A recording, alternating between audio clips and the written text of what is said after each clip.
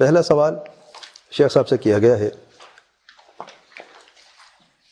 کسی شخص کی جان کنی کے وقت حاضرین کیا کریں اور اس وقت سورۃ یاسین تلاوت کرنے کا کیا حکم ہے؟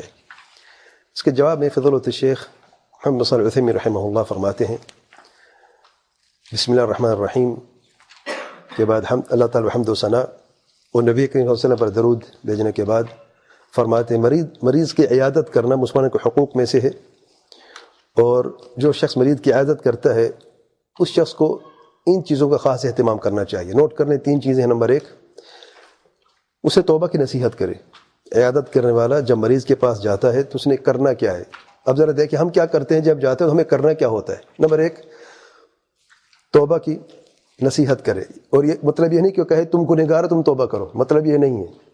مطلب یہ ہے کہ توبہ کی اہمیت کیا ہے، اور توبہ اللہ تعالیٰ قبول فرماتا ہے، ہم سب گنہگار ہیں تو توبہ جو ہے اللہ تعالیٰ قبول فرماتا ہے۔ اس طریقے توبہ کے تعلق سے اسے یہ نصیحت کرے، یاد دہانی کرے۔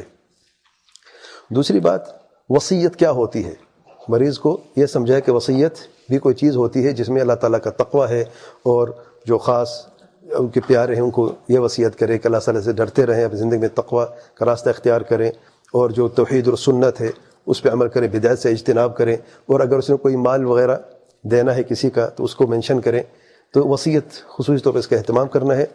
اور تیسرے نمبر پہ جو عیادت کرنے والا شخص مریض کو کہتا ہے وہ ہے اللہ تعالیٰ کا ذکر میں وقت گزارے۔ بہترین موقع ہے، کوئی کام نہیں ہے، بستر پر لیٹا ہوا ہے مریض، روزمرہ زندگی کی مصروفیات سے دور ہے، اللہ تعالیٰ کا ذکر کرنے کا بہترین موقع ہے، سنہری موقع جیسے کہ کہتے ہیں۔ تو اللہ تعالیٰ کے ذکر کی اہمیت بھی اسے بتائے اور بیان کرے۔ اور جو ذکر مسنون ہے یہ شرط ہے، ذکر مسنون لازمی ہے۔ اگر ذکر مسنون نہیں ہے تو پھر خاموش رہنا بہتر ہے۔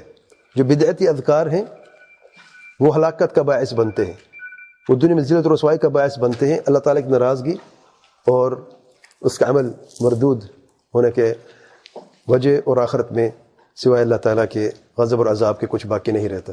تو ذکر سے مراد ذکر مسنون ہے، کیونکہ مریض کو ان چیزوں کی اشد ضرورت ہوتی ہے۔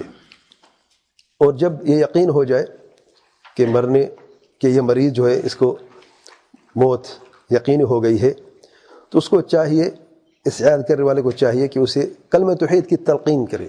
تلقین سے مراد یہ ہے کہ کہے لا الہ الا اللہ، لا الہ الا اللہ، لا الہ الا اللہ، اس طریقے سے جیسا کہ اللہ تعالیٰ کے پیارے پیغمبر صلی اللہ علیہ وسلم نے حکم دیا ہے۔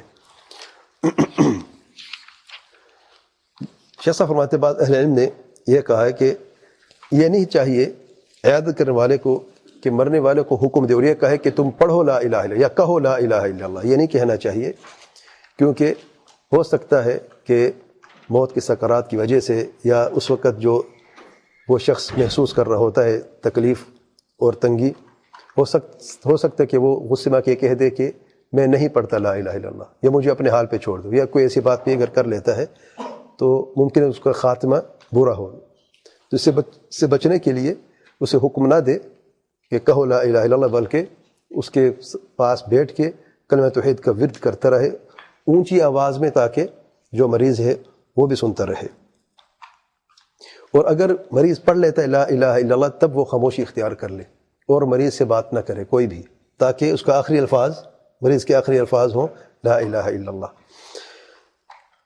اور اگر کوئی اور بات وہ کر لیتا ہے تو پھر دوبارہ لا الہ الا اللہ پڑھنا شروع کر دے، تاکہ یہ شخص جو ہے، مریض جو ہے، اس کے آخری الفاظ زبان پر لا الہ الا اللہ ہو۔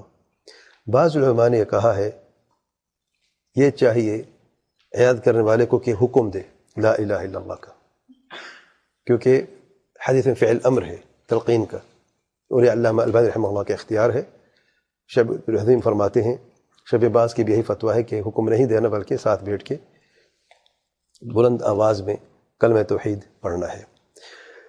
سورۃ یاسین کے تعلق سے شیخ صاحب فرماتے ہیں کہ کئی علماء کے نزدیک یہ سنت ہے، کیونکہ اللہ تعالیٰ کے پیارے پیغمبر صلی اللہ علیہ وسلم کا یہ فرمان ہے اقرأوا علی موتاکم یاسین، کہ اپنے مرنے والوں پر سورۃ یاسین کی تلاوت کرو۔ یہ ابو داؤد اور ابن ماجہ کی روایت ہے، اس احمد میں روایت موجود ہے، لیکن روایت ضعیف ہے۔ شیخ صاحب فرماتے ہیں یہ حدیث ضعیف ہے، اس پر کلام بعض علماء نے کیا ہے۔ تو جس عالم کے نزدیک یہ حدیث صحیح ہے تو اس کے نزدیک یہ سنت ہے سورہ یاسین پڑھنا، اور جس کے نزدیک حدیث ضعیف ہے تو اس کے نزدیک سنت نہیں ہے. اور قول راجح سچ بات یہ ہے کہ سنت نہیں ہے، کیونکہ حدیث ضعیف ہے، حدیث ضعیف ہے.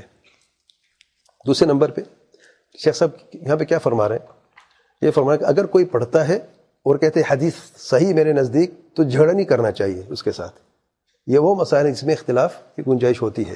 اگر اس عالم کے پاس اس کے تقوی اور علم کی بنیاد پر وہ حدیث کی صحت کو سمجھتا ہے تو آپ حق بیان کریں دلائل کی روشنی میں. اگر وہ قبول کر لیتا تو الحمدللہ. مسلمان وہ آپس میں جھگڑنے کے لیے یہ باتیں نہیں ہیں. اگر جھگڑنا ہے تو وہ عقیدے کے اصول ہیں، جیسے کہ اہل سنت الجماعت اور بدعت اور خرافات جو ہیں، باطل مناہج والے جو ہیں، ان میں اختلاف جو ہوتا ہے اس پہ خاموشی نہیں اختیار کی جاتی.